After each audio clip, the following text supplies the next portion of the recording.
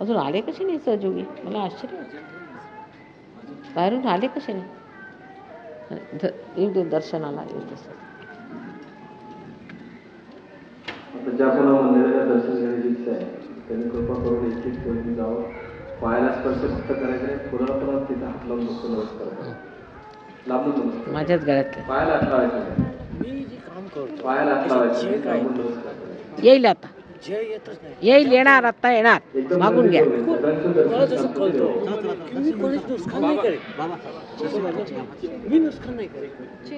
होणार तुमचं ठीक. बरं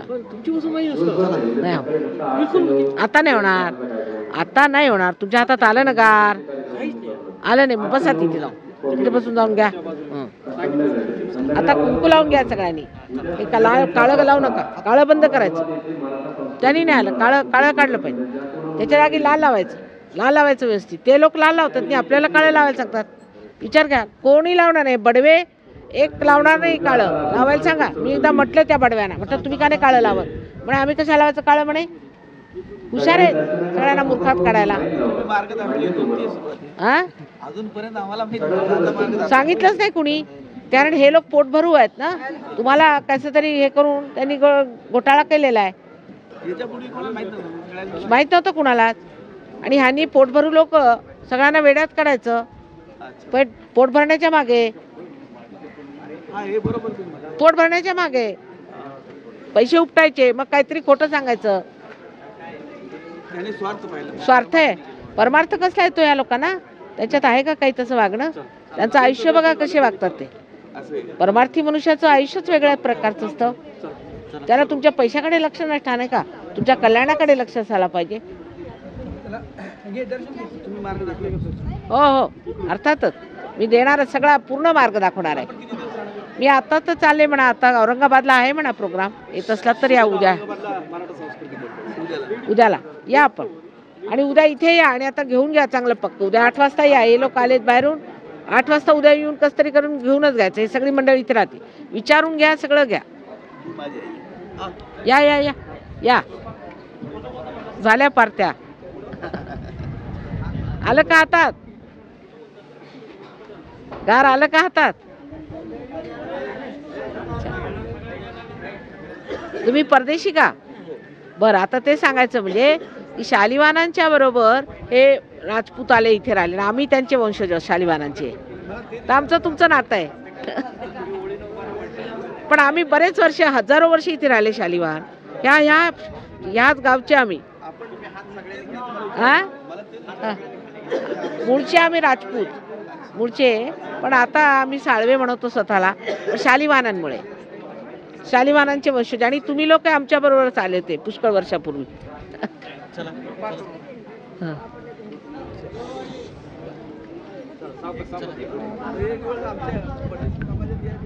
अर्थातच येणार येणार. आता पुढल्या वर्षी करूया व्यवस्था. पुढल्या वर्षी येईन तेव्हा अवश्य येणार.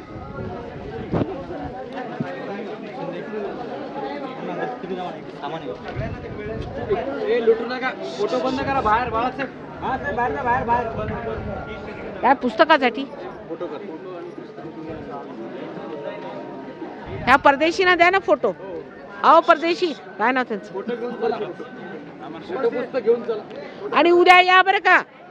उद्या सकाळी 8ला येऊन तुम्ही जाणून घ्या सगळं काही.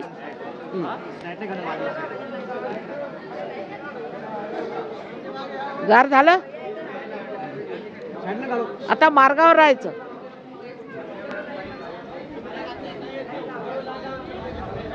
प्रश्न छान विचारले पण सगळ्यांना, म्हणजे विचारक आहेत लोक, विचारक आहेत. छान, प्रसन्न वाटलं.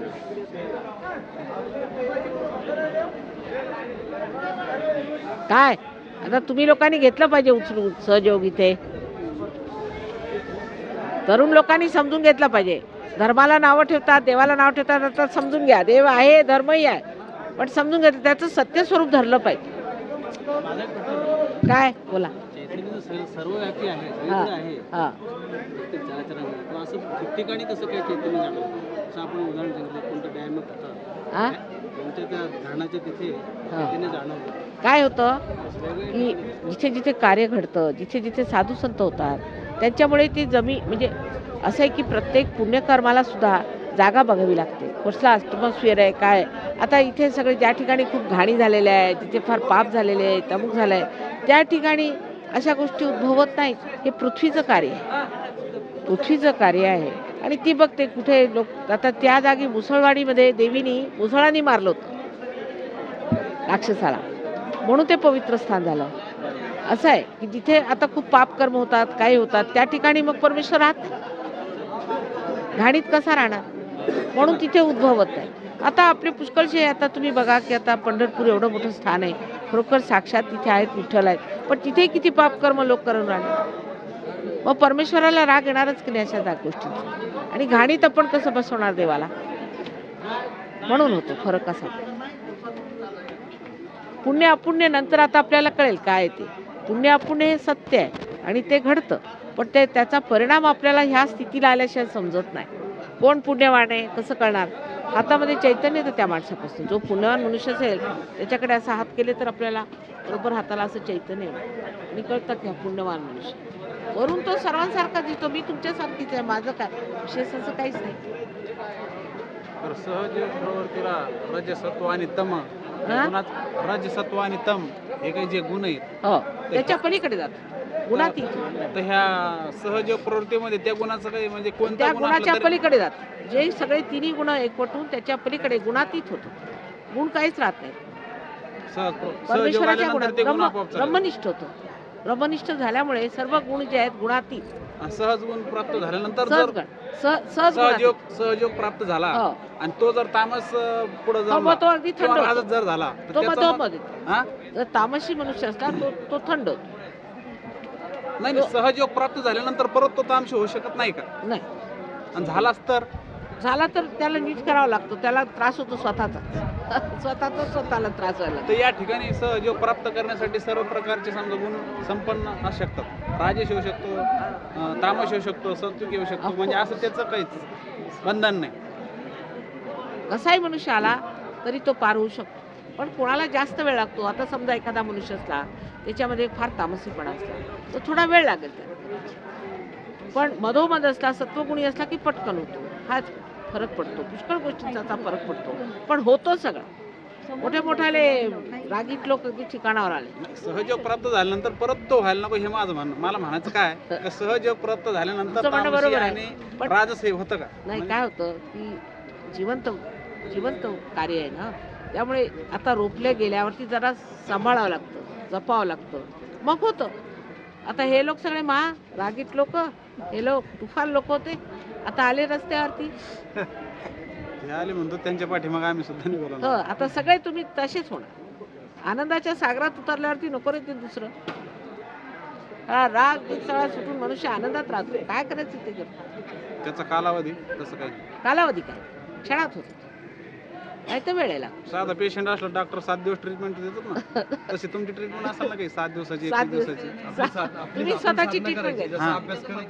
तुमच्या हे बघा, तुम्हीच तुमची ट्रीटमेंट घ्या, तुम्हीच तुमचे गुरु व्हा. ते मी काय सांगणार नाही. मी उद्या सांगितलं हे करू नकोस तर ऐकणार नाही, पण आपोआपच. बरं, तुम्ही आज 2 दिवस राहणार, परत गेल्यानंतर तीच जे काही सांगाल तेच करत राहायचं. बरोबर सांगतील. आणि इथे आपण आता सेंटर काढूया, इथे व्यवस्थित चालू आहे, जवळच आहेत मंडळी, येतील आणि खूप जोरात करायचं. आता दारू पिणारे लोक, तुम्हाला ड्रग घेणारे हे इतके दारुडे लोक होते. एका रात्रीत दारू सुटल्याची समर्थ होतं ना मनुष्य, समर्थ आपोआप एका दिवसात. मी काय सांगत आहे, दारू सोडा म्हटलं तर अर्धे लोक कुठून जातील. मी काय सांगते म्हटलं इकडे या माझ्या गल्लीत, बस झालं. दारू घेऊन आला तरी चालेल, दारू घेऊन आले तरी सुटते. आता परमेश्वराचीच इच्छा आहे, मग मी तरी काय करणार. एक रोज आले दारू पिऊन आणि मला शिव्या द्यायला लागले. म्हटलं उद्या ये मला भेटा. दुसऱ्या दिवशी पार झाले, तिसऱ्या दिवशीपासून दारू गेली. आई आहे, रागावून कसं चालेल आजच्या धकाधकीच्या काळात? चालेल का?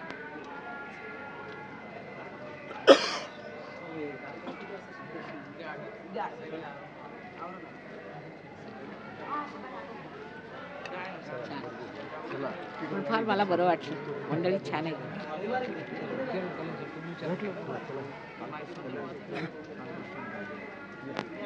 दर्शन घ्या. तिथे ते गव्हर्नमेंट मेडिकल ऑफिसर आहे डॉक्टर सासवडे. आता हे सगळे इंजिनियर्स वगैरे आहेत, राहुरी ह्याच्यातले डॉक्टर्स वगैरे आहेत, हे सगळे पार झालेले आहेत आणि तुम्ही लोकांनी जर हातात घेतलं तर कार्य होण्यासारखं आहे. आणि तरुण मुलांना सुद्धा आज बचावण्याचं कार्य आहे. फार तरुण मुलं सुद्धा कुठल्या कुठे चालले आहेत. आणखी जे म्हातारे लोक झाले ते जीवाला संतापलेत, कारण त्यांना वाटतं आम्ही एवढं करून आम्हाला काय मिळालं नाही, की आम्ही वाऱ्या केल्या, इतकं केलं, काय मिळालं नाही, तर काय झालं काय त्याचं ते देण्यासाठी आलं. तर एवढी त्यांनी मेहनत केलेली ते द्यायला पाहिजे ना त्यांना. पण आता तुमच्यासारख्या लोकांनी सांभाळायला पाहिजे. काय झाले पार.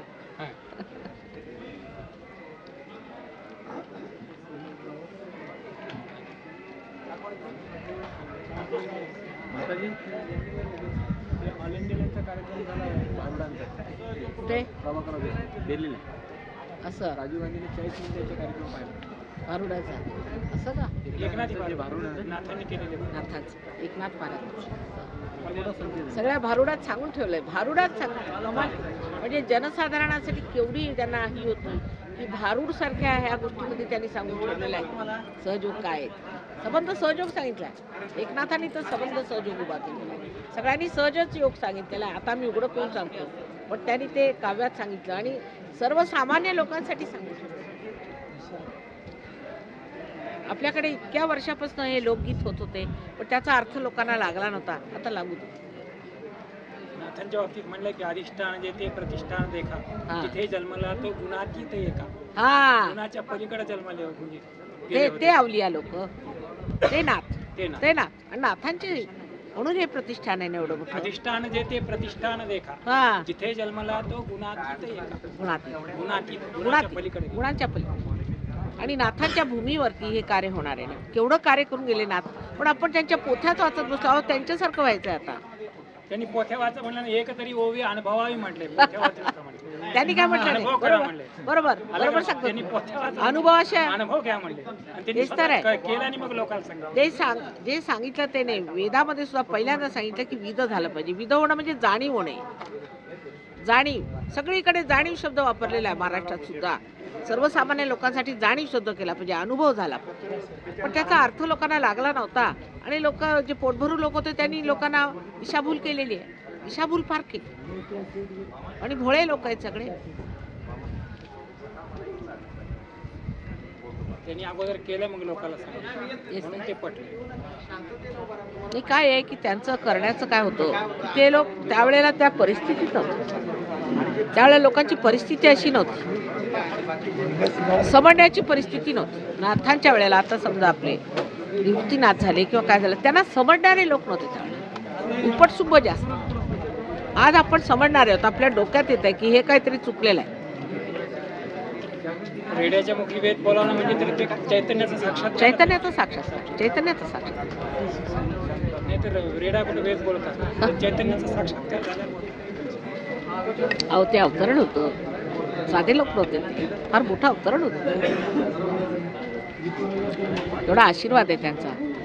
आणि आमच्या सहयोगाची सर्व पूर्वपीठिका त्यांनीच बांधून ठेवलेली आहे. त्यांचे उपकार मानावेत तेवढे थोडे आहेत. त्यांच्याचमुळे आज तुम्ही उभे आहात इथे, नाही तर तुम्ही आम्हालाही त्रास दिला असता. त्यांच्या समजुतीमुळे आज इथे तुम्ही उभे आहात ना. एवढं कार्य करून गेले त्यांनी. सगळं म्हणजे की मशागत त्यांची केलेली आहे. आता आम्ही त्याची फळं उचलतो. नाही, हे नाथपंथीय संप्रदायामध्ये एकच शिष्य करायचं होतं, पण ज्ञानेश्वर महाराजांनी अनेकांना शिष्य केले. त्यांनी सुरुवात केली, ज्ञानेश्वरांनीच केली. पण त्यांना सुद्धा किती त्रास दिला. काहीतरी काढून संन्यासाची पोरं आणि हे ते, कारण निवृत्तीनाथापर्यंत एकच शिष्य त्यांनी एकच करत होते. ज्ञानेश्वरांनी अनेकांना निर्माण केले. एका बीजापोटी. अमृतानुभव फार सुंदर पुस्तक लिहिलेलं आहे. फार कमी लोक वाचतात. जोग महाराजांनी त्याच्यावर फार त्यांचं, पण चांगदेवांचं बद्दल म्हणजे ते दुसरी साईड दाखवली. उपदेश करताना 65 श्लोक तिचं वाचले आहे 65 त्यांची. पण ते काय की चांगदेवांचं जे म्हणजे त्यांना जे होतं की मोठी पॉवर बिवर दाखवायची, त्याच्यावर त्यांनी चांगलंच हाणलेलं आहे. या चमत्कार बिमत्कारात काही अर्थ नाही. आतून चमत्कार घटित झाला पाहिजे. त्या फालतूच्या चमत्काराला काही अर्थ नाही. परमेश्वराचा चमत्कार एक एक क्षणाला तुम्हाला जाणवेल. पण नाही तर हे काढून दे रे ते काढून, ह्याला काय अर्थ आहे का? त्यांनी काय समाधान होणार आहे का? त्यांनी काय आपलं आयुष्य बदलणार आहे का? इथे पुष्कळ सुशिक्षित लोक दिसतात, म्हणजे धर्माच्या बाबतीत मला फार आनंद झाला. इथे पैठण म्हणजे एक स्थानच आहे, दक्षिणेतली काशी. काशीच आहे, खरंच काशी. आणि आम्ही इतक्या दिवसांनी इथे यावं हेही आमचं दुर्भाग्य म्हटलं पाहिजे, कारण इथे पाय रोवायला कुणी नव्हते. हा हो का? कोटेशन करायचं. पण हे आता काय झालं, ह्या लोकांचं सुद्धा कमर्शियलायझेशन. आता तुम्ही म्हणता ना हे शृंगेरीचे आहेत, त्यांनी काय काढलं की सोन्याचा त्यांना मोठा भारी छत्र करायचं. कशाला पाहिजे? काय त्याला अर्थ आहे? उचलून का नेणार होतं? पण हे आपण सोडलं पाहिजे.